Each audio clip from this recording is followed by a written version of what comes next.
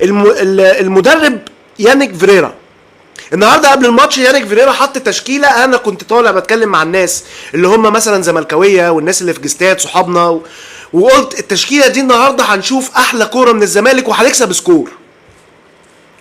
طب لما التشكيله دي بدات احنا كسبنا الحمد لله، بس كل واحد لعب مكانه. هنتكلم التشكيله دي لما بدات احنا المفروض نكسب سكور.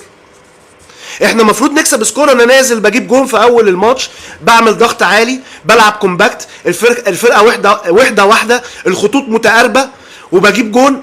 ويجي بعديها كوره تانية لخوان الفينا في ال6 ياردة، كوره جون، المفروض تبقى النتيجه 2-0. بلاقي بعد كده اللعيبه بتلعب الكوره الصعبه، اللعيبه بتعمل حاجات في الكوره فيها كميه فزلكه وكميه يعني استهتار ان الكوره تضيع منك انا ما شفتهاش.